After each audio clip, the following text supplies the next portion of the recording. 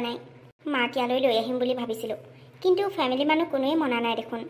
তাতে মায়ে অকলে অকলে আছে। মই ঘৰখনৰ ডাঙৰ ছোৱালী, মই যদি মাৰ দায়িত্ব নলওঁ কোনে ল'ব? ভণ্টিহঁতকতো মই আশা কৰি নিজে হাত সাৰি দিব নোৱাৰোঁ। মায়ে আমাক ইমান কষ্টৰে ডাঙৰ দীঘল কৰিলে। আমি ডাঙৰ হোৱাৰ পাছত নিজে নিজে দৰা বিচাৰি বিয়া হ'লোঁ, কিন্তু মাৰ কথা এবাৰো নাভাবিলোঁ। কেনেকুৱা এখন ঘৰলৈ গ'লে মাক ভালকৈ চাব পাৰিম, আমি অন্ততঃ সেইটো ভাবিব লাগিছিল। ধনী মানুহলৈ আহিলোঁ হয়, নিজে বহুতেই সুখত আছোঁ, কিন্তু মাক যিখিনি সুখ দিব লাগে সেইখিনি আমি এতিয়ালৈও দিব নোৱাৰিলোঁ।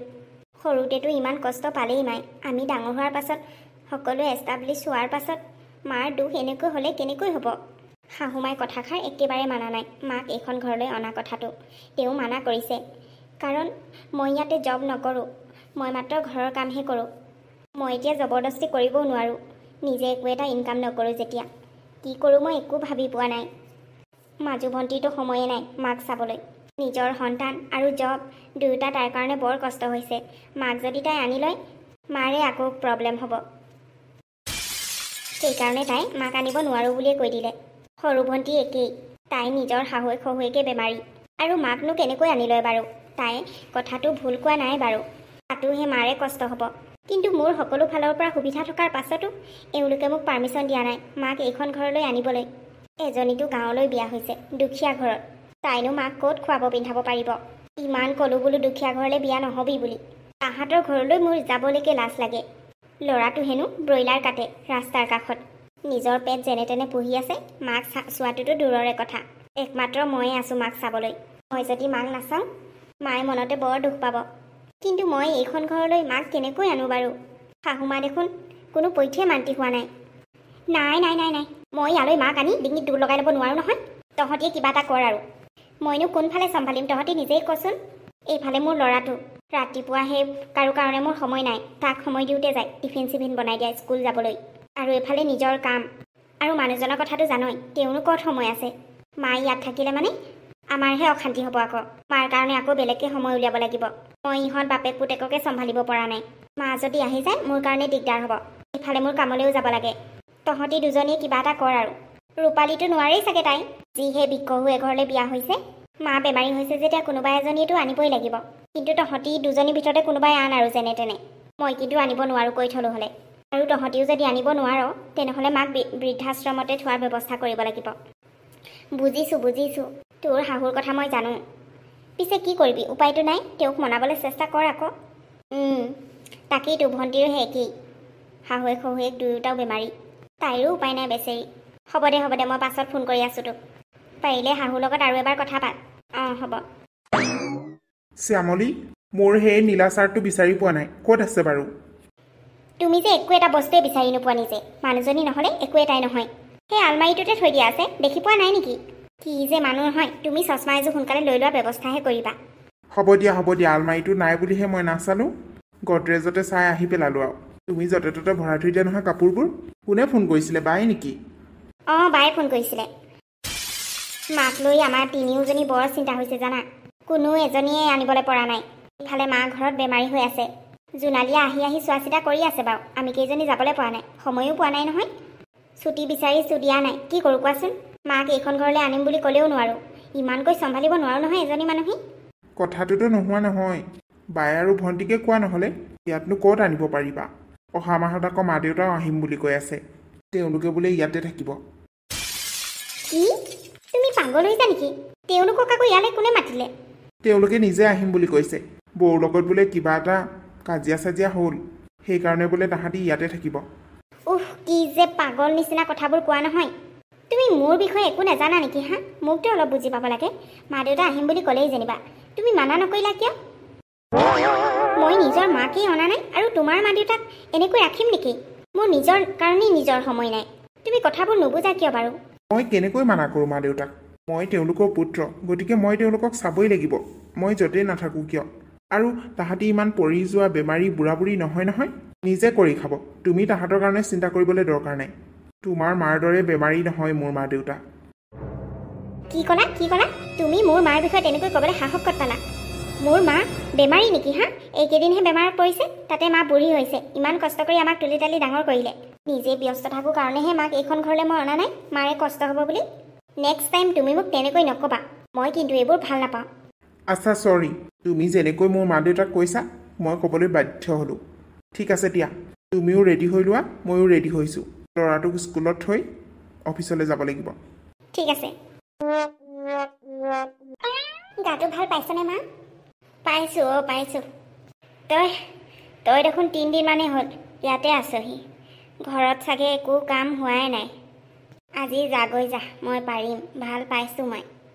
মোৰ কাৰণে তই সেই ঘৰৰ কামবোৰ পেলাই ইয়াত থাকিব নালাগে। মা, তই মোৰ কথা চিন্তা কৰিব নালাগে নহয়, নিজৰ কথা চিন্তা কৰচোন। মই ঘৰত কৈয়ে থৈ আহিছোঁ, যেতিয়ালৈকে তোৰ বেমাৰ ভাল নহয় মই নাযাওঁ। ইমান কৈছোঁ ব'ল মোৰ লগত আমাৰ ঘৰলৈ বুলি, তই ঘৰলৈ যাবলৈও মান্তি নহয়। তাৰপিছতে মই তোৰ ওচৰলৈ নাহাকে থাকিম নেকি? একো নাই বাৰু, আমাৰ ঘৰত ইমান সুবিধা নাই কাৰণে তই নেথাক। মইতো ইয়াত থাকিব পাৰোঁ নহয়। আৰু তই চিন্তা কৰিব নালাগে, মোক ঘৰত কোনেও একো নকয়। সকলোৱে জানে তোৰ বেমাৰ বুলি। তই যেতিয়ালৈকে টকটকীয়া নহয় তেতিয়ালৈকে মই ইয়াৰ পৰা হিলাত নাই। জোঁৱাই আহি আছে নহয়, প্ৰয়োজনীয় বস্তুবোৰ সকলোবোৰ দি থৈ গৈছেহি। আজি ৰাতিপুৱা লোকেল মুৰ্গী এটা দি থৈ গ'ল। আজি চুপ বনাই দিম, ধুনীয়াকৈ খাবি, তেতিয়াহে গাত শক্তি হ'ব। এইবোৰনো কেলে আনিব লাগে বাৰু? মোৰ একো খাবলৈকে মন যোৱা নাই। ক'ত নেখালে হ'ব, ফল মূল কিনিতো আনি দিব নোৱাৰোৱেই। ঘৰতে যিবোৰ বস্তু আছে সেইবোৰে জোঁৱায়ে যো-জা কৰি দিছে আৰু। দামী দামী বস্তু, দামী দামী ভিটামিন, ফল মূল সেইবোৰ কিনি খুৱাব নোৱাৰোঁ আমাৰ নিচিনা মানুহে। তই বেয়া নেপাবি, বায়েহঁতৰ নিচিনা মই দিব নোৱাৰোঁ। সেইকাৰণে তোক মই বেমাৰী সময়টোত তোৰ লগতে থাকিম বুলি আহি দিছোঁ। অঁ, তাহাঁতি কিজনী আহিম বুলি কৈছিলে নহয়, ক'তা খবৰ খাতিয়ে নাই দেখোন।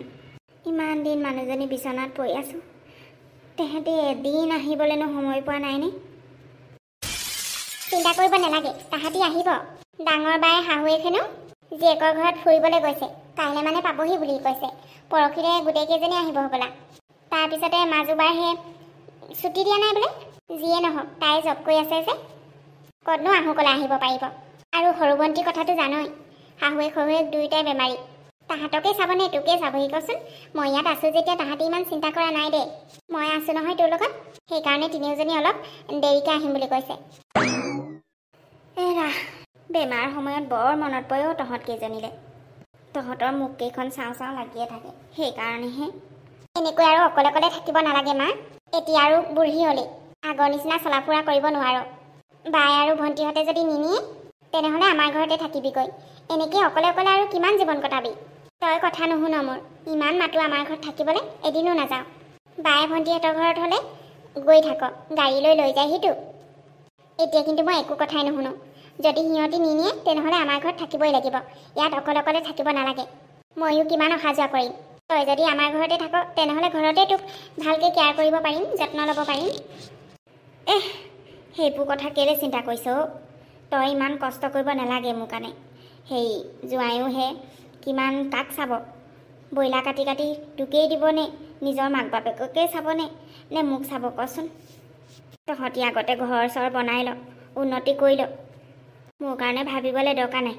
ইহঁত তিনিজনী আছে নহয়, সিহঁতৰ ঘৰবোৰো ডাঙৰ ডাঙৰ, টকা পইচাৰ অভাৱ নাই। তিনিওজনী সৰুজনী ঘৰতনো ক'ত থাকিব পাৰিম? সেই বেমাৰী নহয়, বিয়নী। মাজুজনী আৰু ডাঙৰজনী ঘৰতেহে থাকিব লাগিব আৰু। তই মোৰ কাৰণে চিন্তা কৰিব নালাগে, তহঁতৰ ঘৰখন উন্নতি কৰি ল। জোঁৱাই কিমান কষ্ট দিব নোৱাৰোঁ মই। চাকৰি এটা থকা হ'লে বেলেগ আছিলে। চাকৰি বাকৰি নাই, ব্ৰইলাৰ কাটে, দিন হাজিৰানো কেইটকা পায়। তাতে যদি মই গৈ লওঁ কিমান খৰচা হ'ব? কেইটকা পায় সেইটো মতলব নাই নহয় মা। তই মোৰ মা হয়, মই যেনেকৈ মোৰ শাহুৰ শহুৰক নিজৰ মাক বাপেকৰ দৰে চাওঁ, তোকো চাম। তাহাঁতক চাব পাৰিছোঁ আৰু নিজৰ মাকজনীক চাব নোৱাৰিমনে? আৰু জোঁৱাই সেইবোৰ নাভাবে, তেওঁ কৈয়ে থাকে মাক লৈ যাবলৈ। আমি যেনেকৈ আছোঁ তয়ো সেনেকৈয়ে থাকিবি আকৌ। ঘৰতে ধান চাউল আছে, দুখীয়া হ'লেও খেতি কৰোঁ নহয়, খাবলৈ অভাৱ নহয়। মই এইবাৰ একো চাই থাকিবলৈ নাই। তাহাঁত কেইজনীয়ে যদি নিলেতো ঠিকে আছে, নিনিলে মানে যে তই আমাৰ ঘৰলৈ যাবই লাগিব। হ'ব দে, তাহাঁতি নিবই মোক, তই চিন্তা কৰিব নালাগে দে। যদি নিনিয়ে বাৰু তহঁতৰ ঘৰলৈ যামগৈ। মোৰো অকলে থাকি থাকি ভাল নলগা হ'ল। এই চিন্তাতে বেমাৰবোৰ হৈছে তহঁত কেইজনী। বাকীকেইজনী চিন্তা ইমান নালাগে, তোৰ কথা বৰ চিন্তা লাগে। ইমান দুখীয়া ঘৰলৈ বিয়া হ'লি, এতিয়া লাহে লাহে ঘৰখন উঠিছেগৈ বাৰু তই যোৱাৰ পৰা। বাকীকেইজনীতো যেনে হওক টকা পইচা থকা ঘৰলৈ বিয়া হৈছে। তই সেইবোৰ চিন্তা কৰিব নালাগে। আমি দুখীয়া হ'ব পাৰোঁ, সুখত আছোঁ, তই এনেই চিন্তা কৰি থাক। ক'তনো টকা পইচাৰ অভাৱ হয়? টকা পইচা সাঁচিবলৈ কেলৈ লাগিছে? মৰি যোৱাৰ পাছত কোনে ল'বনো? পাই গৈছোঁ, চলাই গৈছোঁ আৰু। জোৱাইও হৈ এনি টাইম কামেই কৰি থাকে, এনেই বহি নাথাকে মানুহটো। সেইকাৰণে ডেইলি পইচা ইনকাম হৈয়ে থাকে। ঘৰখন এতিয়া ধুনীয়াকৈ চলিছে। তই মিছাতে মোৰ কাৰণে টেনশ্যন নল'বিচোন, মোৰ একো নহয়। মই এনেকৈয়ে সুখী। হ'লেও আকৌ বাকী কেইজনীৰ তুলনাত ভাবিলে মানে বেয়া লাগে। মানুহে ক'ব তিনিজনী ছোৱালী কিমান ভালকৈ বিয়া দিলে, এজনী কেনেকৈ গাঁৱতেহে দিলে বুলি ক'ব। তই কথা নুশুনিলি, পলাই গ'লি। গাঁৱৰ মানুহে চব জানে, তই একো ভাবিব নালাগে। এনেই বেছি ভাবি ভাবি টেনশ্যন লৈ লৈ এনেকৈ বেমাৰত পৰিছ। মোৰ কথা চিন্তা নকৰিবি, মই বহুত সুখত আছোঁ। টকা পইচা বাহঁতৰ নিচিনা নাথাকিব পাৰে, কিন্তু মই বহুত সুখত আছোঁ। শাহুৰ শহুৰ মোৰ মানুহজনে বহুত মৰম কৰে মোক। তই মিছাতে চিন্তা কৰি থাক। টকা পইচাই সকলো নহয় নহয়। সেইখনো হয় আৰু, তই যদি সুখত থাকিব পাৰিছ মোৰ ক'বলগীয়া নাই বাৰু। তই আকৌ কেতিয়াবা অভাৱ অনুভৱ কৰ বুলিহে আকৌ। একো অভাৱ অনুভৱ নকৰোঁ মই। তই মিছাতে চিন্তা কৰি নাথাকিবি। এতিয়া পাকঘৰত খন্তেক বহি দেহি। শুই থাকিলে বেছি বেমাৰ বাঢ়িহে যাব। মই কুকুৰা মাংস বনাওঁগৈ। জোৱাইও আহিব ভাত খাবলৈ। আজি তেওঁ ইয়াতে থাকিব। দে বল বল বল, মুখখনো ধুই দিওঁগৈ আৰু। সনাতন, কি হ'ল? তই বোৱাৰীহঁতৰ ঘৰলৈ নাযাওঁ নি? সন্ধিয়াই হ'ব দেখোন এতিয়া। এতিয়ালৈকে ওলাই যোৱা নাই যে? সন্ধিয়াখন কিন্তু ওলাই যাব নাপাওঁ আকৌ দেই। সন্ধিয়া লগাৰ আগতে যাওঁ যদি। অঁ মা, ওলাইছোঁ।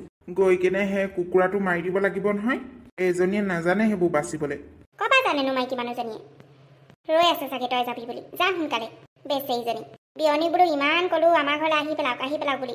নাই নহয়, কথা নুশুনিলে। এতিয়া বোৱাৰীহে কষ্ট হৈছে, এইখন ঘৰ বা সেইখন ঘৰ। তই এটা কাম কৰিবি, ৰুম এটা সেইফালে বহলাই দিবিচোন বিয়নীৰ কাৰণে। ৰুম এটা যদি সুকীয়াকৈ বনাই দিওঁ তেতিয়া আহে বা। নিকাৰো অকলে অকলে কিমান দিন থাকিব? অঁ মা, তাকে বনাই দিম বুলি ভাবিছোঁ এইবাৰ মাজনী বৰ বেয়াকৈ বেমাৰত পৰিলে। বাকী ছোৱালীকেইজনী অহা নাই হ'বলা?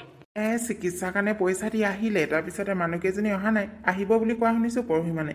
তাহাঁতো আকৌ বৰ ব্যস্ত মানুহ ন, ধনী মানুহ যে, লাজেই লাগে জানা মা। মোৰ যে শালপতিকেইটাৰ লগত কথা পাতিবলৈকে লাজ লাগে।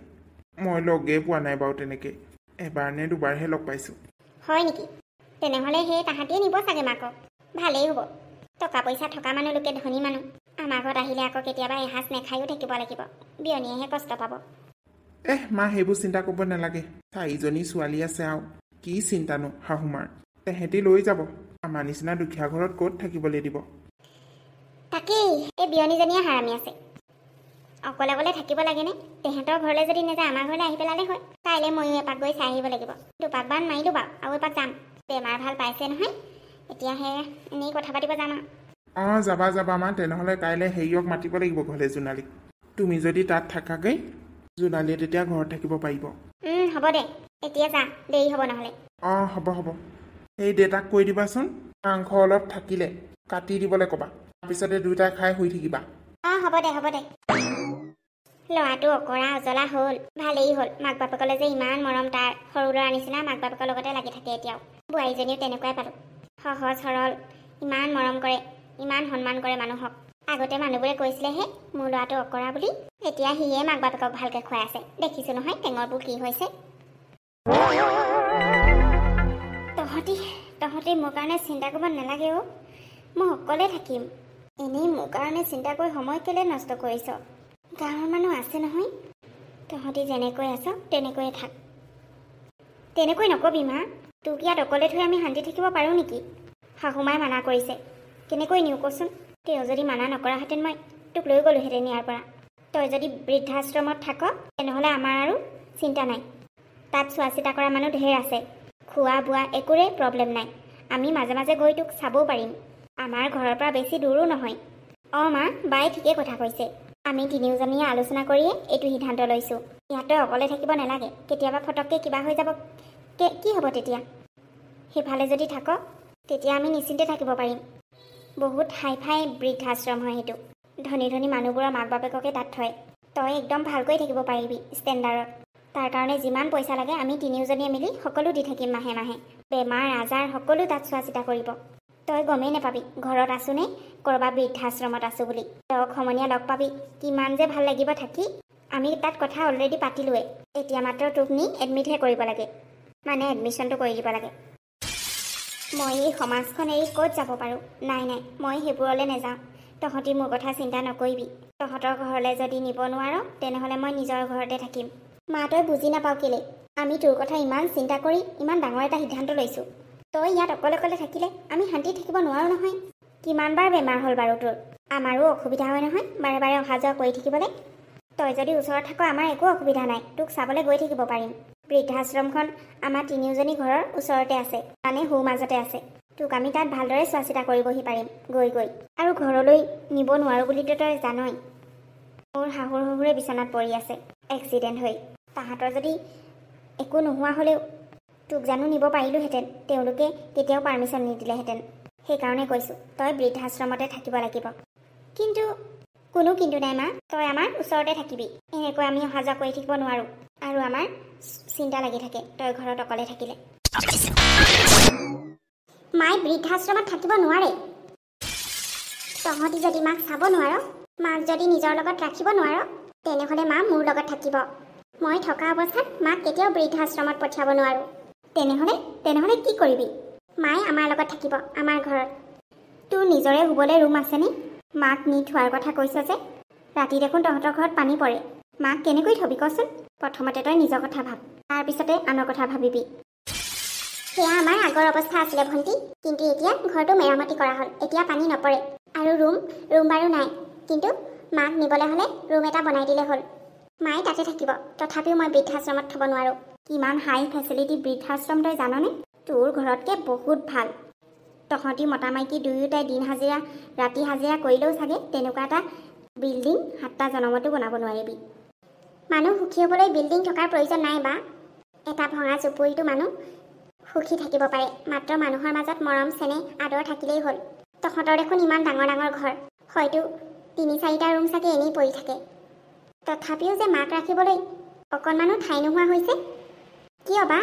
নিজৰ মাৰ কাৰণে ইমানখিনিও কৰিব নোৱাৰ নেকি তহঁতি?